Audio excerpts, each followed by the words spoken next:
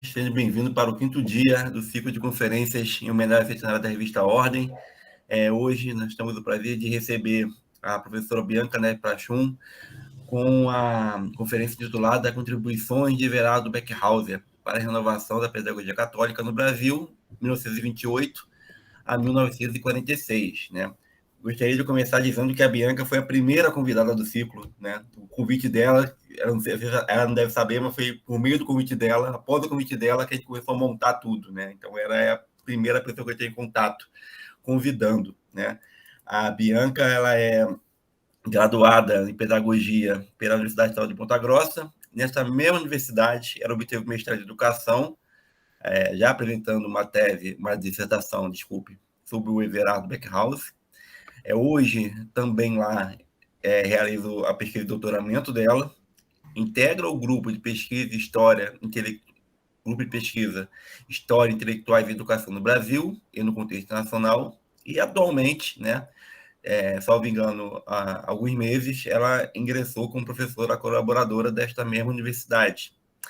E, além disso, ela é autora de um artigo intitulado, né, um capítulo intitulado Everardo Beckhauser, Pedagogia Nova Católica no Brasil, no livro de coletâneas Os Intelectuais em Contextos Nacionais e Internacionais, Campos, Fronteiras e Disputas, publicado neste ano e sendo um produto do grupo de pesquisa que ela integra, né? Agora passo a palavra, já agradecendo de antemão a Bianca, que pode fazer algum complemento do que eu apresentei e iniciar, né? Pode ficar com a palavra, Bianca.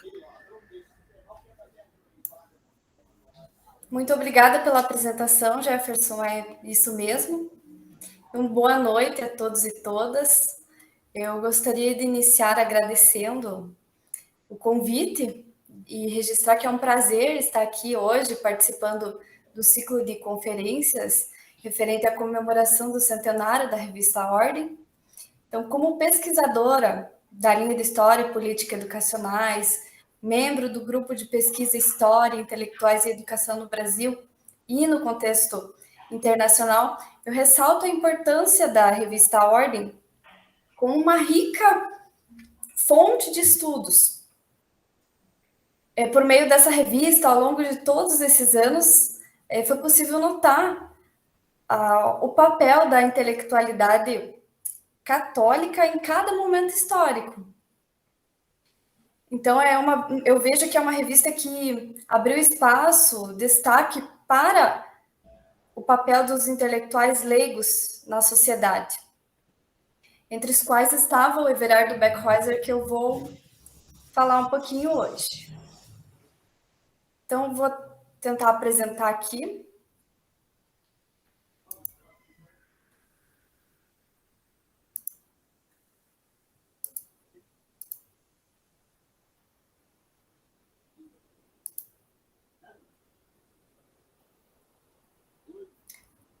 Tá aparecendo? Sim, Bianca. Que agora eu não consigo mais ver nada. Mas qualquer coisa é só me interromper. Ok, a gente vai avisando. Certo. A gente não está vendo a janela expandida, tá? Aqui a gente está vendo a janela ainda com as quadradinhos do lado. Agora foi. Foi? Maravilha. Perfeito. Obrigada. Então, o título da minha apresentação de hoje é Contribuições de Everardo Beckhauser para a Renovação da Pedagogia Católica no Brasil. Então, o meu recorte temporal ele foi pensado em 1928, que foi quando ele se converteu ao catolicismo, e 1946, que foi o ano em que ele publicou o seu último manual pedagógico, que ele direcionou para a formação de professores, que eu vou comentar no decorrer desse trabalho. Então, eu organizei essa apresentação basicamente em 3 partes. Na primeira parte, eu vou apresentar quem foi Everardo Beckhauser, qual a sua formação escolar, acadêmica, quais as profissões que ele exerceu e como que foi a sua conversão ao catolicismo.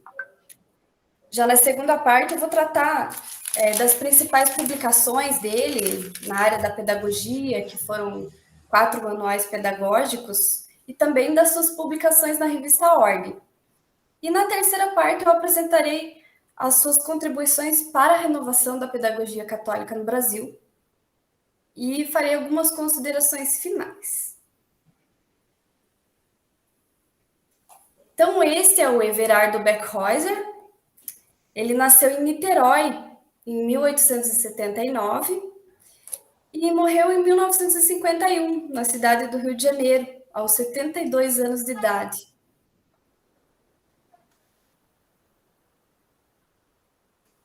Então, ele é filho de Joaquina Eugênia e Johannes Beckhuyser.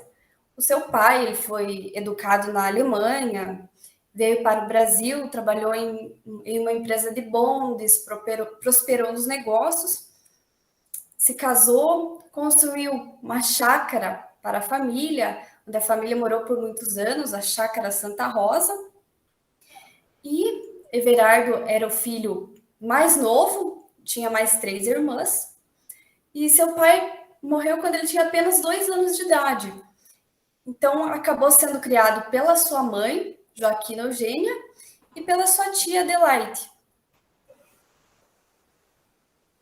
Ele cursou seus primeiros anos de estudo no Colégio Dona Evelina, situado na chácara da família Beckhuyser. Então, Evelina era a irmã mais velha do Beckhuyser, e ela fundou um colégio na chácara onde ele pôde cursar os seus primeiros anos de estudo. Já o ensino secundário foi realizado no Colégio Dom Pedro II, que nesse período era chamado de Ginásio Nacional, né, nesse período que ele estudou lá. Em relação à sua formação, Beckhuyser, bacharel em Ciências Naturais, em 1896. Em seguida, ele concluiu mais 3 cursos de graduação, que foi Engenharia Geográfica, Engenharia Civil e Bacharelado em Ciências Físicas e Matemáticas. E em 1913, ele concluiu seu doutorado em Ciências Físicas e Naturais. Um pouco da profissão, das profissões, na verdade, que ele exerceu. Ele foi professor catedrático em várias instituições de ensino, como o Instituto Católico, na Escola Politécnica. Trabalhou como professor também no ensino secundário, foi diretor de escolas municipais, diretor e professor do curso superior de Geografia, entre outras atividades e cargos que ele acabou ocupando na área da educação. Também foi jornalista, colaborador de vários jornais, como Correio da Manhã, Jornal do Brasil, além de colaborador efetivo de jornais e revistas, de outros, né? Então, ele fundou também o Boletim da Associação de Professores Católicos, que depois foi reformulado e se transformou na Revista Brasileira de Pedagogia. Então, essa revista ela tinha o objetivo de divulgar questões relacionadas à escola e à família a partir da cosmovisão católica e contava com as publicações recorrentes do Everardo Beckhuyser. Então, ele trabalhou a maior parte da sua vida como professor e também envolvido no trabalho com o jornal e, ao mesmo tempo, acabou ocupando esses outros cargos. Trabalhou como engenheiro civil na Prefeitura do Rio, nesse período entre 1903 e 1974, e também foi deputado estadual do Rio de Janeiro pelo Partido Republicano Conservador.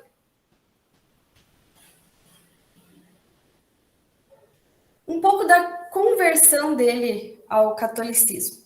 Então, em 1901, Beckhuyser se casou com Ricarda Gonçalves.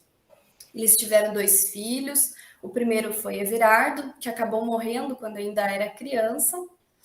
Depois tiveram João Carlos, que se tornou professor e engenheiro.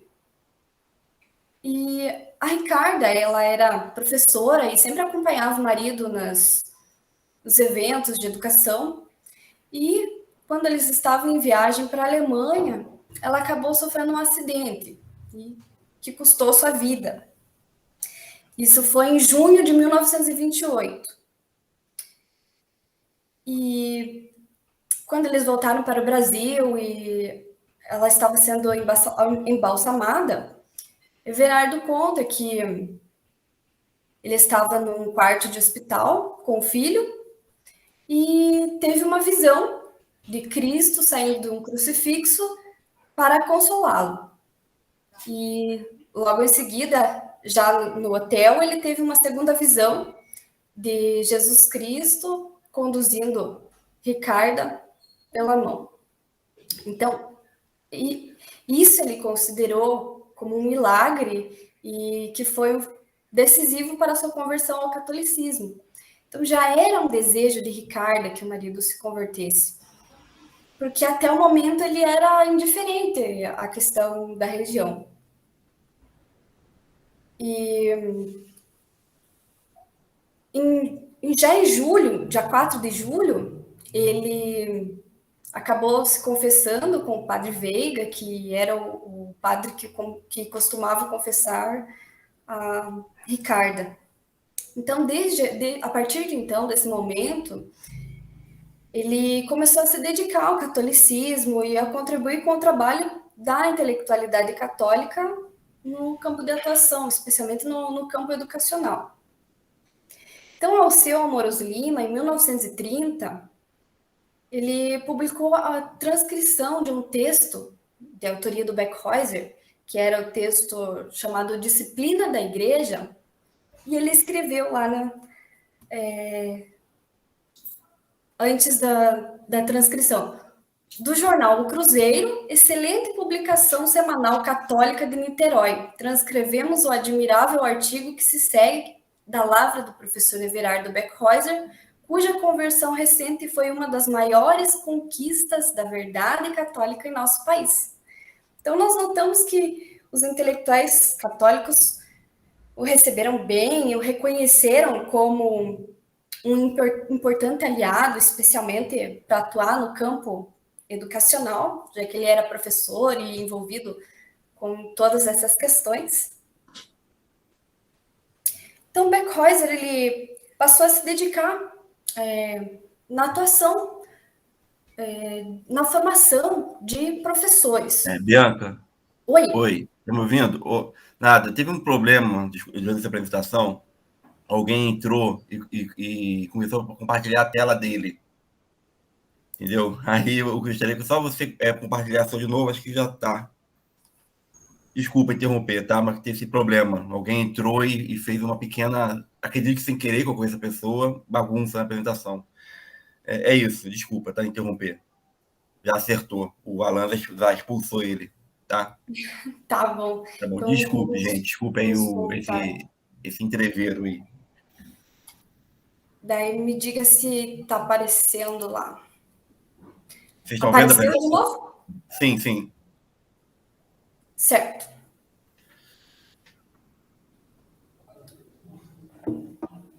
Então, Beckhuyser ele passou a se dedicar na produção de manuais pedagógicos para a formação de professores, até porque era um contexto de reformas educacionais no Brasil, tinha todo aquele movimento da escola nova, de novidades, de teorias e práticas pedagógicas, e com o objetivo de orientar, de direcionar os professores nas leituras a respeito da escola nova.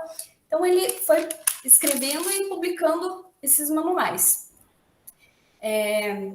O primeiro ali não tem o nome na capa, mas é intitulado como Aritmética na Escola Nova, a nova didática da aritmética, de 1933.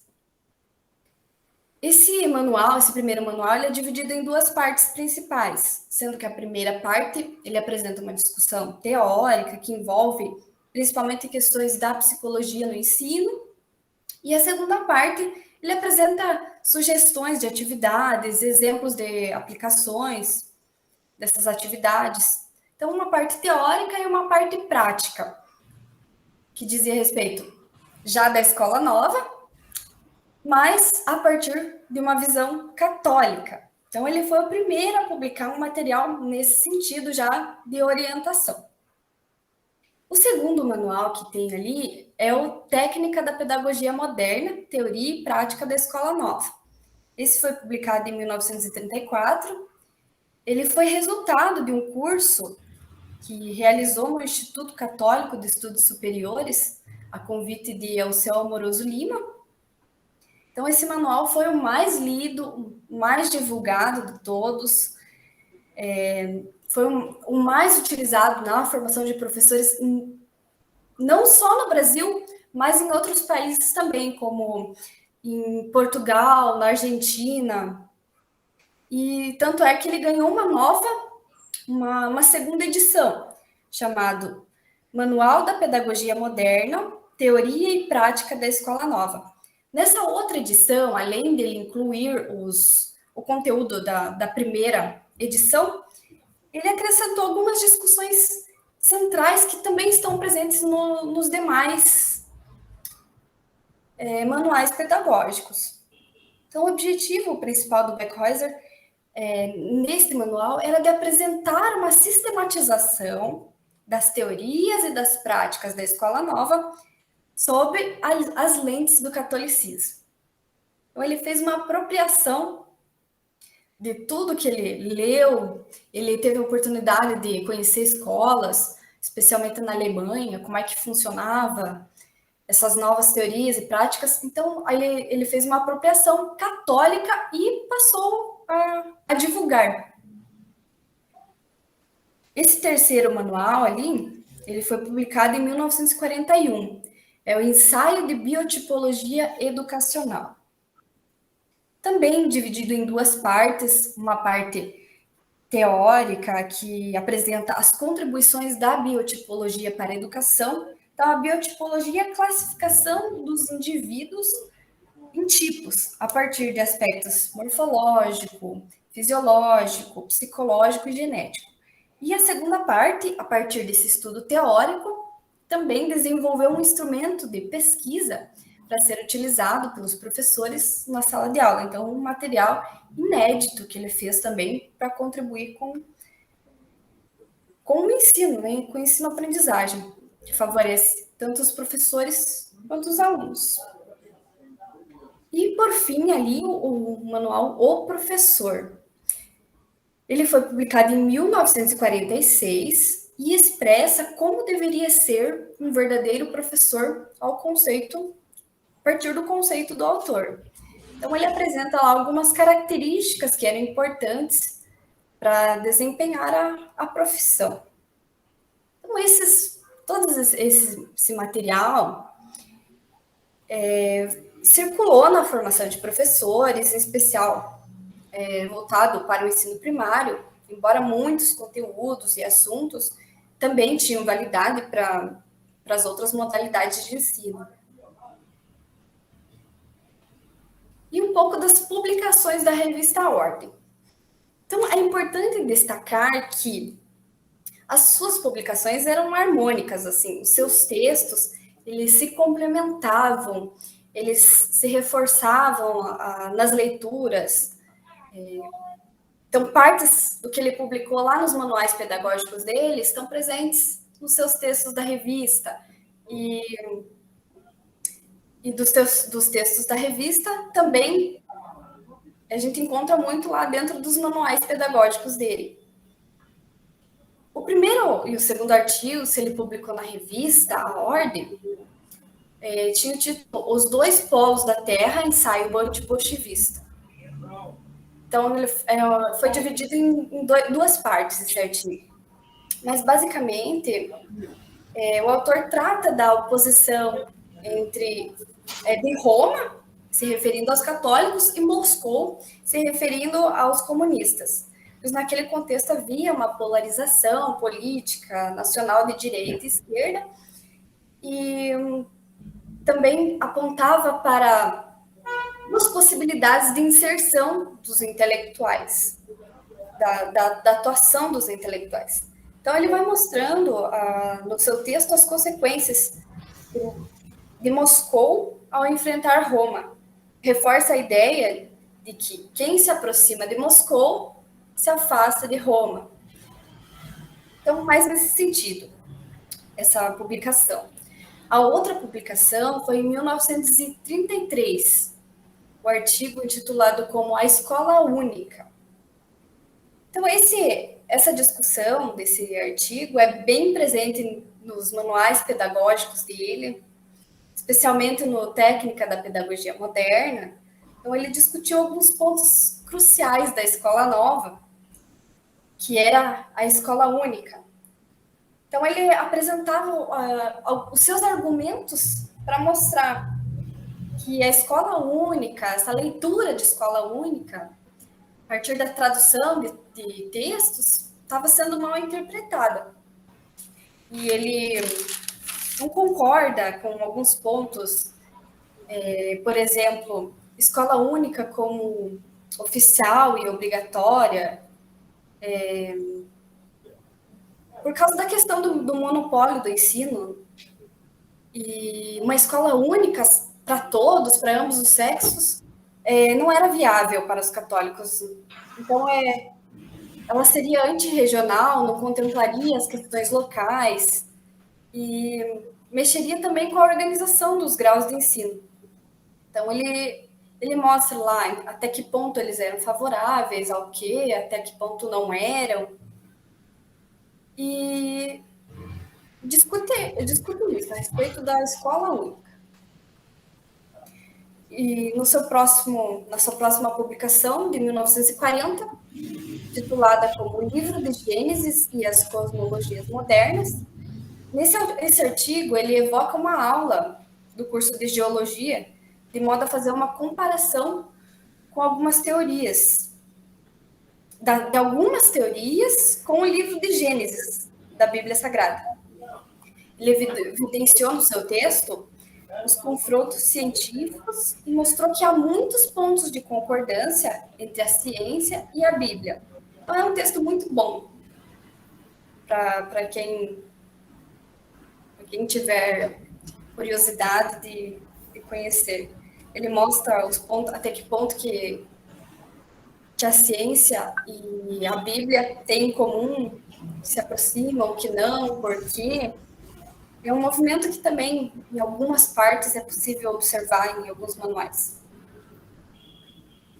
E destaquei aqui também que Jonathan Serrano, em 1935, publicou um resumo do Manual Técnica da Pedagogia Moderna, do Beckhuyser. Então, embora Beckhuyser não tenha tantas publicações na revista, a revista apresentava transcrições dos seus textos, resumos, como o exemplo do Jonathan Serrano. O seu nome era citado constantemente para divulgar os seus trabalhos, especialmente os trabalhos que ele realizava junto aos professores católicos. E as suas obras também sempre aparecem na revista Ordem como indicação de leitura, inclusive dos manuais, especialmente o Técnica da Pedagogia Moderna. Bianca, desculpa interromper. Desculpa interromper. Você pode, por favor, interromper a sua projeção e iniciá-la novamente? Porque aqui ela aparece bem pequena, como se fosse um formato de um participante. Isso, agora projete novamente. Obrigado, Natália. Está esperando acabar o slide para poder pedir isso para ela. Porque está comigo cortar raciocínio. Pronto, acho que agora vai. Resolveu. Não, você compartilhou a sua própria tela.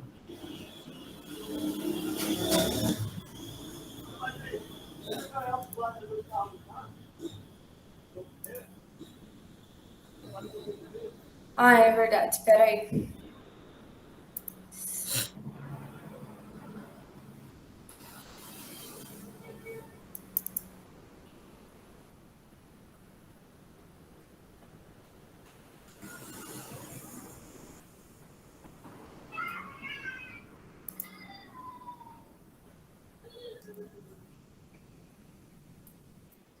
Agora sim, Bianca. Sim. Só voltar para o slide. Natália, obrigado pelo auxílio técnico. Obrigada, Natália.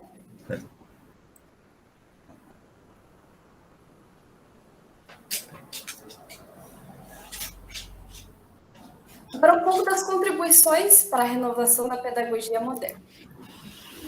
Everardo Beckhuyser foi um dos fundadores da Associação Brasileira de Educação, em 1924, ao lado de Heitor Lira da Silva, Edgar Suzequim de Mendonça e Francisco Venâncio Filho.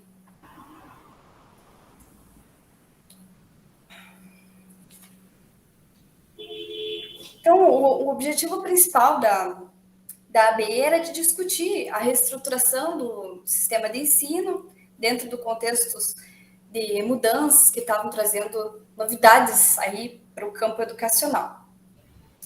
Saindo da ABE, Beckhuyser foi um dos fundadores e primeiro presidente da Confederação Católica Brasileira de Educação, em 1933. A CCBE foi criada a partir da multiplicação das associações dos professores católicos. Então, essa união, ela promoveu a luta pelos interesses da Igreja nas questões educacionais. Leonel Franca foi o assistente eclesiástico e a CCBE representou um espaço bem importante para o fortalecimento do grupo católico, na medida em que eles discutiam a educação no quadro da modernização, sem negligenciar os princípios fundamentais do catolicismo. Então, logo após a sua conversão ao catolicismo, claro que não poderíamos destacar que ele passou a fazer parte do Centro Dom Vital, onde ele pôde ampliar sua rede de contatos com outros intelectuais católicos. E foi um dos fundadores da Associação de Professores Católicos do Distrito Federal e da Associação Fluminense de Professores Católicos. Espaços bem importantes para o desenvolvimento da pedagogia católica no Brasil.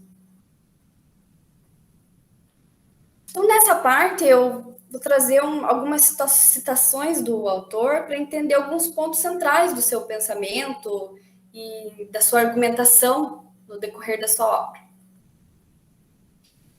Apoiado nesse princípio lógico e conhecidas as estruturas da alma, como descrito no citado capítulo, temos a educação integral, que a educação integral abrange a educação física, a educação científica, a educação artística, a educação econômica, a educação social e a política, a educação moral e religiosa.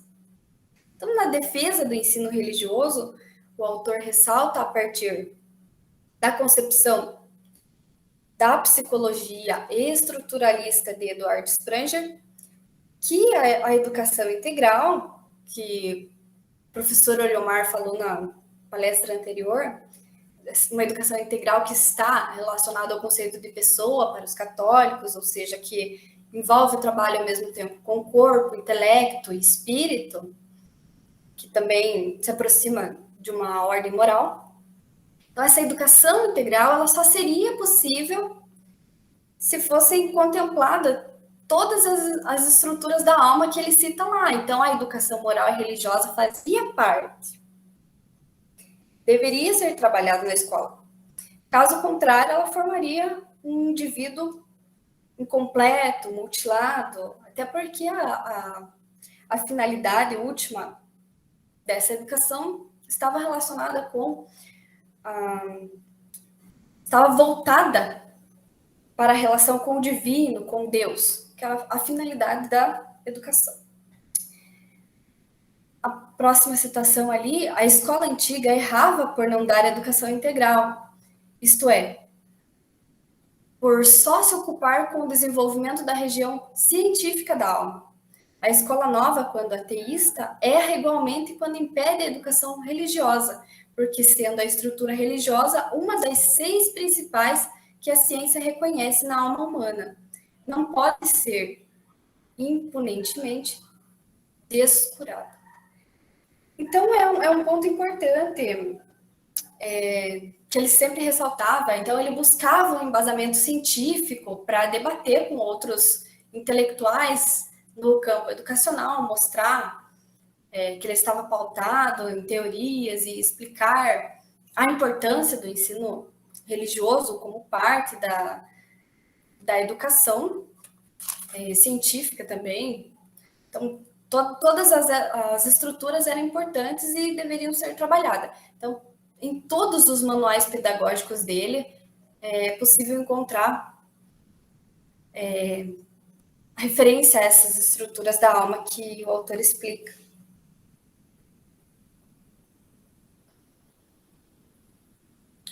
Beckhuyser deixou claro a sua posição, a saber, a que deveria educar para a vida e não apenas pela ciência. Educar é preparar o homem para o exercício da sua função humana, é ajudá-lo a realizar o ideal. Para isso, seria preciso inculcar-lhe boas qualidades ou acentuar-lhe as inatas. Beckhuyser ainda afirmou que educar era modelar, formar os que lhe foram confiados pela família e pela igreja, o que incluiria instruir, mas significa muito mais do que isso. Então, ele sempre evidenciava que o professor deveria ser um educador e destacava que, partindo até mesmo de Dewey, que a educação do lar, a educação escolar deveria ser uma continuação da educação do lar. Então, a família tinha a primazia da educação e eles tinham o direito de dar continuidade a essa educação na escola. E evidenciava também o papel do Estado, que o Estado deveria ser um guardião dessas prerrogativas familiares.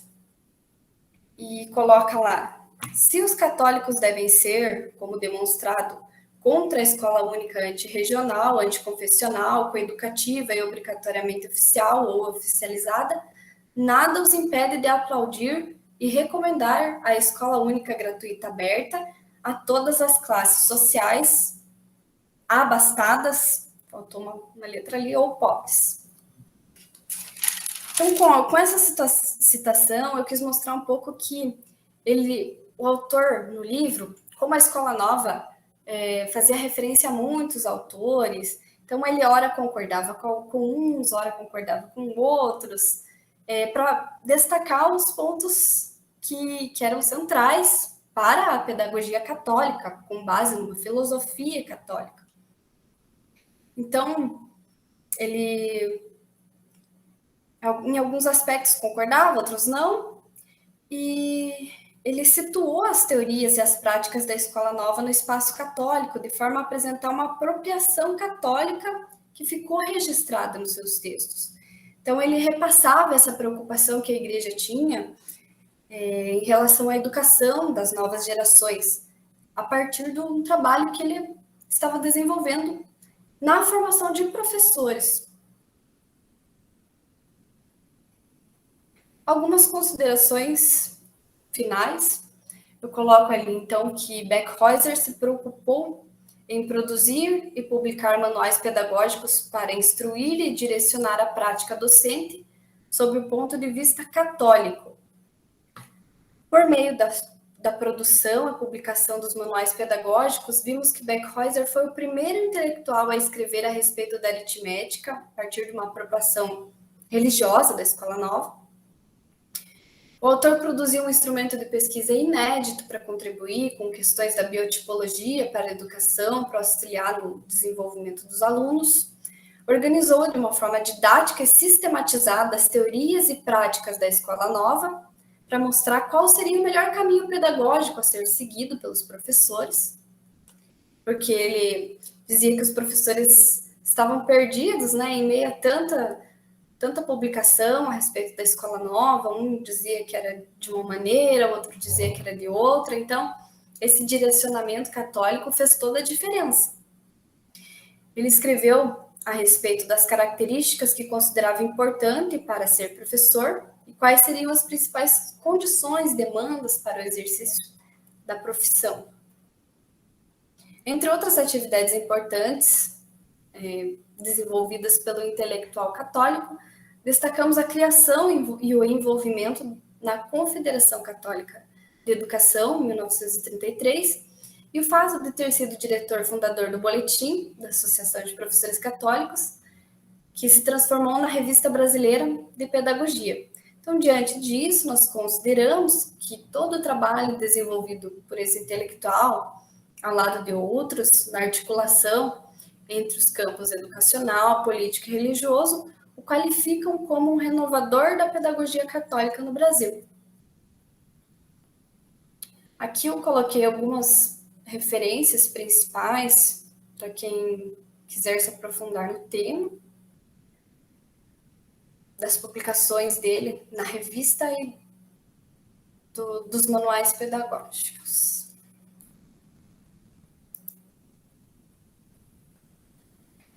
Agradeço a atenção e fico à disposição. Muito obrigado pela apresentação, né? Peço desculpas aí pelo que aconteceu, com esse entreveiro todo, mas acho que não prejudicou a exposição. Bom, eu gostaria de abrir assim o nosso bate-papo, nossas perguntas, com uma, né? E depois passar a palavra a quem quiser comentar algo, né?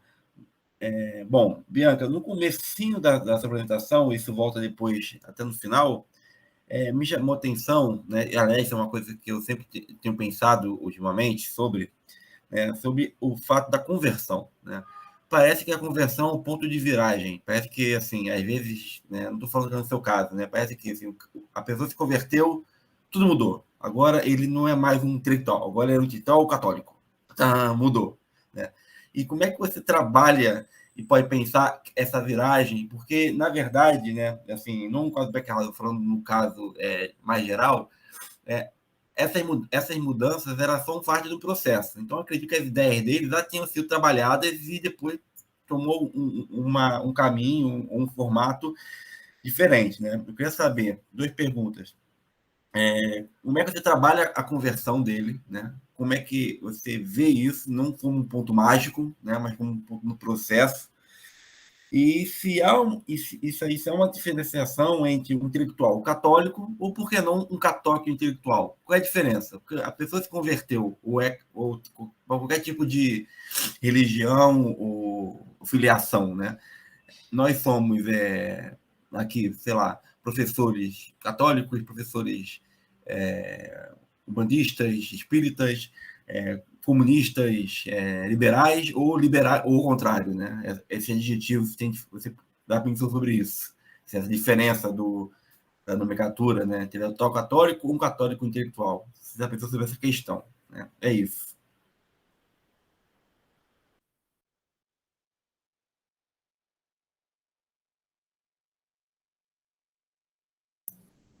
Obrigada pela pergunta, Jefferson. Então, na minha dissertação, como eu trabalhei esse tema, como você citou no começo, eu trabalho uma parte que trata da trajetória dele e de como que foi a incorporação desse hábitos católico. Porque, como você diz, não é de um dia para o outro, aconteceu e me tornei católico. Então, ele já vinha de uma família católica.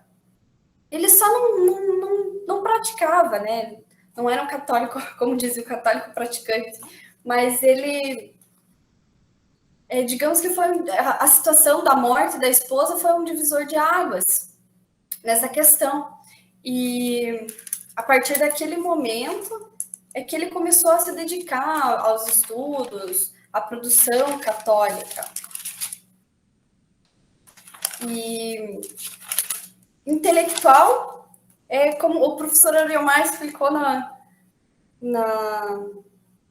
palestra passada. Então, o intelectual ele já é uma figura, independente se ele é católico ou não, aquela figura que tem um poder simbólico, que tem uma atuação nos campos educacionais.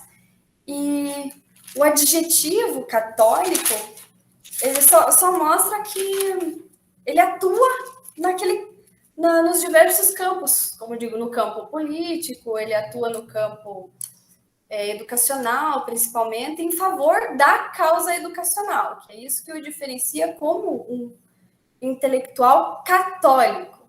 Tem esse adjetivo, mas intelectual católico ou católico intelectual, considero o mesmo.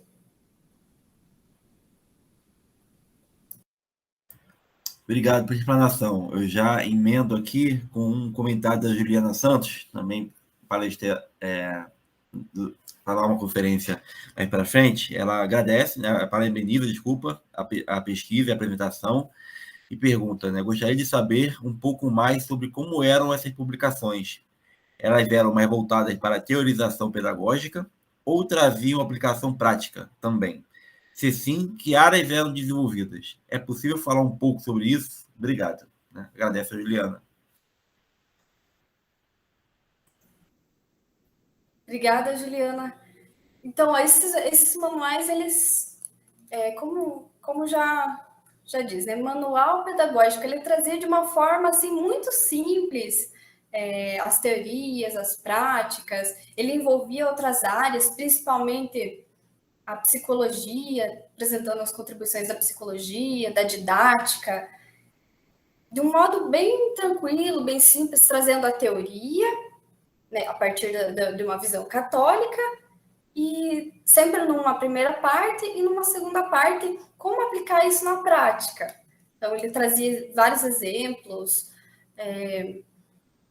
esse biotipologia da educação, todo um trabalho que ele fez de estudar o que era a biotipologia, aliando a outras ciências, para conseguir desenvolver um instrumento de pesquisa para ser usado pelos professores. Então, sempre uma teoria e depois trazia uma parte prática para ser usada pelos professores. De uma forma, assim, bem didática mesmo. E tem o primeiro manual de 1933, Aritmética na Escola Nova, é possível encontrar na internet para baixar. Eu encontrei. E tem vários exemplos práticos da matemática. Então, ele dizia que os professores eles tinham dificuldade, os alunos tinham dificuldade com a matemática. Aí a Escola Nova veio trazendo novidades para trabalhar matemática, aritmética, e ele foi apresentando no seu manual o que era viável, segundo, né, a filosofia católica, como trabalhar a questão de memória, raciocínio, a parte teoria e sempre uma parte prática.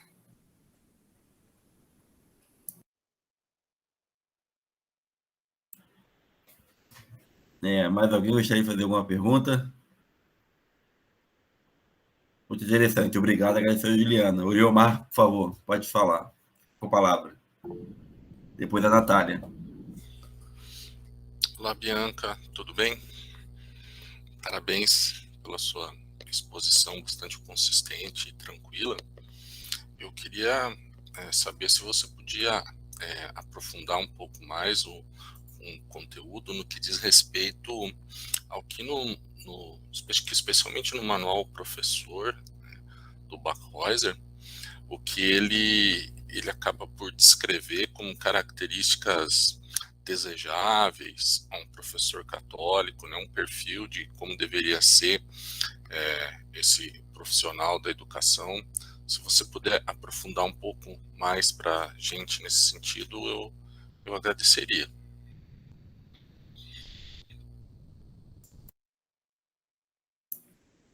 Certo, obrigada, professor. Então, essas fontes são muito ricas, elas nos permitem pensar várias questões da pedagogia católica, entre as quais esse manual específico, o professor, que ele apresenta como deveria ser um professor, né, a partir do conceito dele, de anos de magistério, e sempre trabalhando com professores católicos, e nós fizemos uma parte também na dissertação que trata a respeito de como seria, né, um modelo desejável de professor a partir dos católicos. E ele coloca lá algumas características que nós destacamos, em especial o professor como um educador, né, não é um simples professor que vai instruir e passar os conteúdos científicos, mas aquele que é responsável por educar. Então, o professor ele tem uma tarefa muito importante, por isso que eles trabalhavam, tinham ênfase nessa questão da formação do professor, que o professor é que ia trabalhar lá com os alunos e que ia impactar na educação. de fato. Então, entre os destaques desse modelo desejável de professor a partir das fontes lá do Beckhuyser, nós destacamos que o professor deveria ser educador, ele deveria ser exemplo. Então, não basta o professor falar para os alunos o que fazer, o que não fazer. Ele deveria ser um exemplo de pessoa para os seus alunos, porque os alunos, eles tendem a imitar, eles têm uma tendência a imitar o professor. Então, se o professor, esse professor, ele deveria ser exemplo. E ele coloca também a questão da vocação, que quando o professor ele já tem essa vocação, facilita todo o trabalho, porque ele não precisaria se preocupar como seria sua postura diante dos alunos, porque ele já teria isso incorporado por ter a vocação. O professor deveria ser uma autoridade perante seus alunos. Isso é uma questão que ele não abre mão, ele coloca lá. A Escola Nova vem trazendo que os alunos eles têm mais participação, até esse ponto ele concorda que os alunos são ativos no processo de ensino-aprendizagem, mas que o professor, por mais que trabalhe como um mediador, não deixe de ser a autoridade diante dos seus alunos.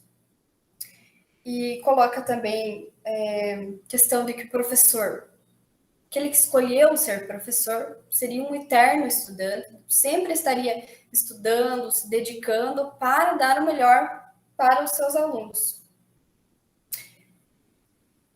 E também a partir de aspectos da Escola Nova, o professor deveria ter o espírito de iniciativa para incentivar os seus alunos e de cooperação, que também era um ponto que ele cita bastante nos seus manuais, que também vem a partir da Escola Nova. Acho que essas são as características assim que ele mais cita no livro do Professor, que também é possível encontrar nos demais manuais dele.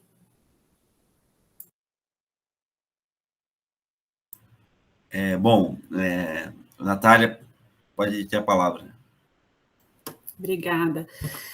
Bianca, então, novamente, em outra oportunidade já disse, parabéns pela sua pesquisa. Com certeza ela enriquece bastante o nosso campo de discussão.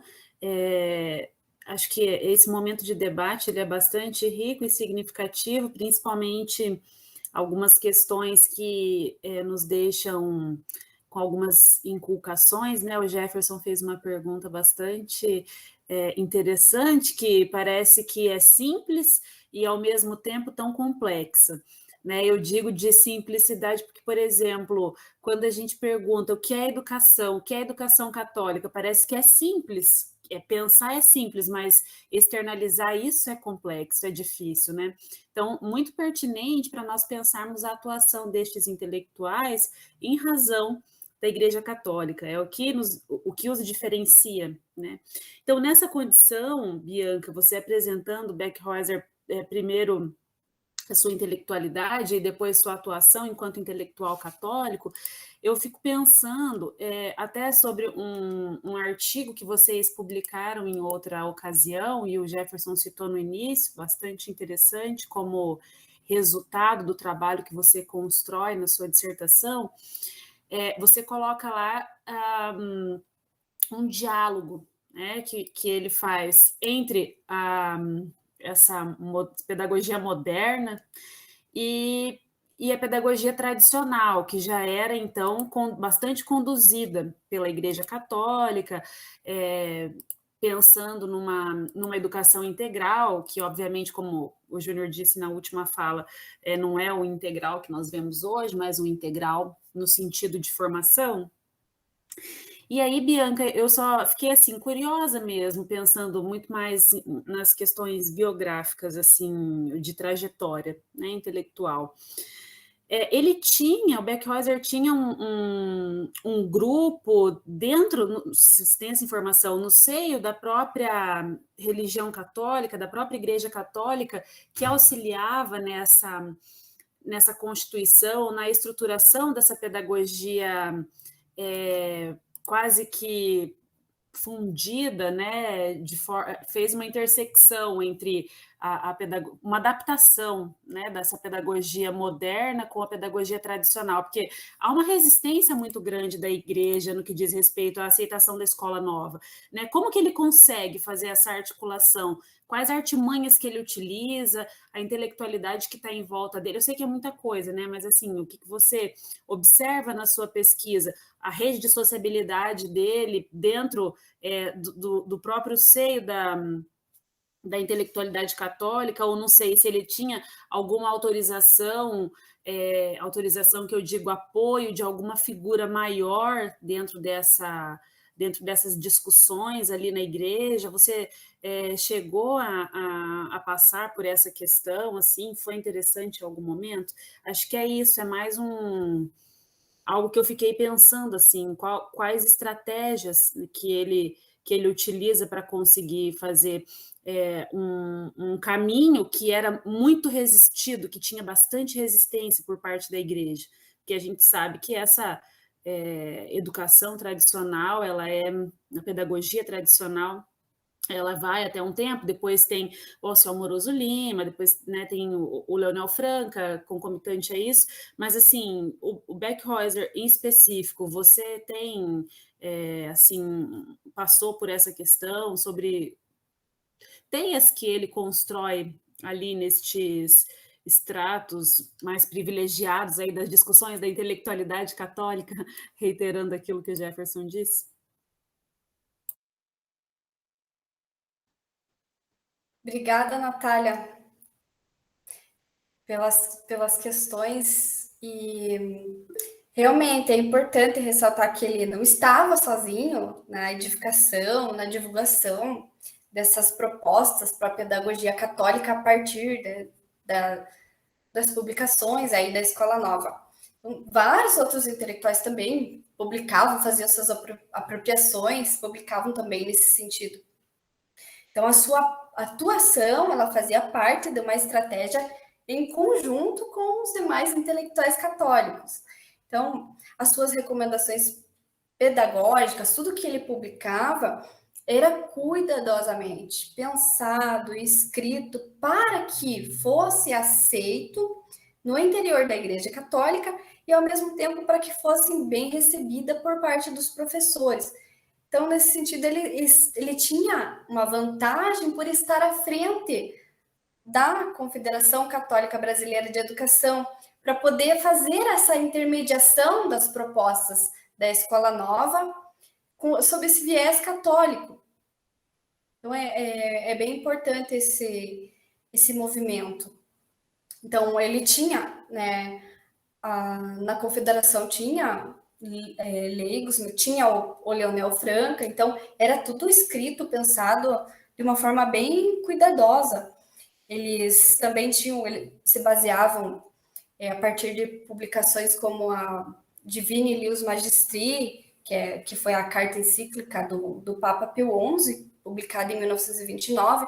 Então, eles tinham uma base forte para poder atuar nesse campo, nesse sentido. Então, resultava de uma adaptação mesmo para a pedagogia, mas sempre mantendo os princípios católicos. Então, ele não atuava sozinho, então ele tinha outros intelectuais, fazia parte de uma estratégia geral ali dos católicos naquele momento histórico.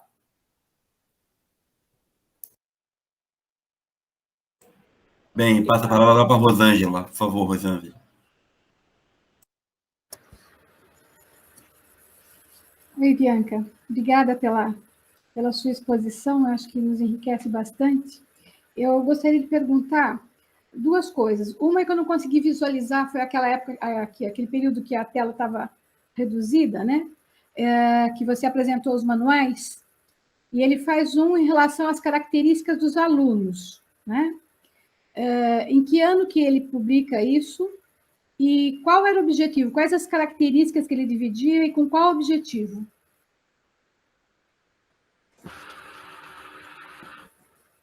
Obrigada, Rosângela. o biotipologia, ele foi um trabalho que ele fez para ser aplicado com os alunos. O professor, o manual, o professor era de referente às características que eles esperavam dos professores. E não seriam dos alunos, seria mais dos professores. Você gostaria que eu voltasse lá no slide dos manuais? Eu não sei se eu confundi, porque eu vi alguma coisa também de divisão dos alunos. Não tinha alguma pesquisa em relação aos alunos? Era Eu tinha confundido. O biotipologia. Biotipologia que era para fazer um estudo com os alunos. Com os alunos. Da contribuição da biotipologia para a educação. Então, a biotipologia classificava os alunos por tipos.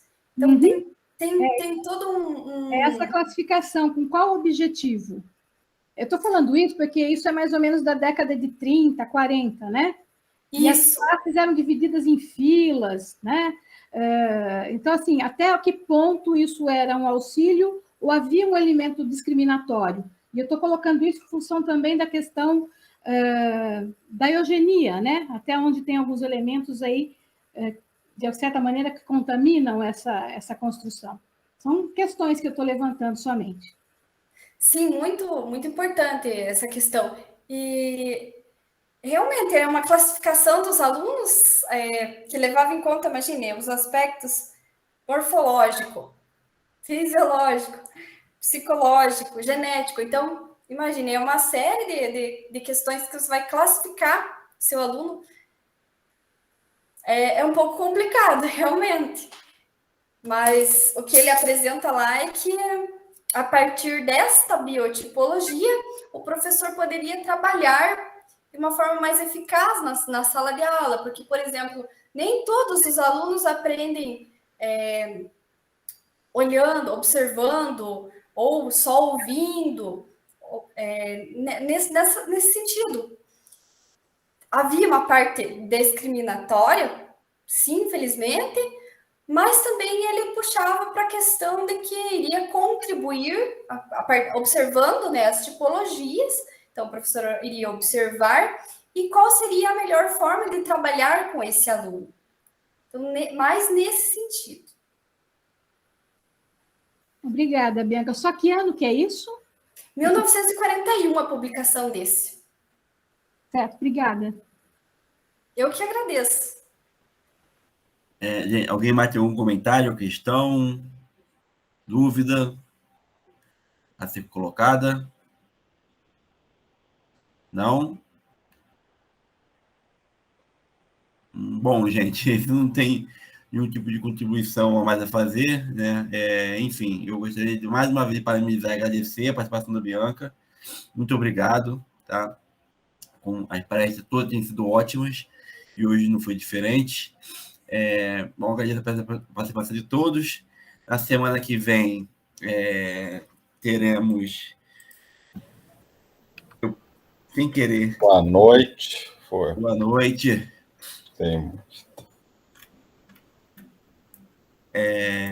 Teremos a participação da Natália, que vai fazer a apresentação da próxima semana, com ações religiosas do Padre Linal Franca na primeira metade do século XX, pela ciência de São Vital, né? Então, se inscrevam, participem. É isso, muito obrigado. Fique com Deus. Boa semana a todos. Tchau, tchau. Beijo a todos.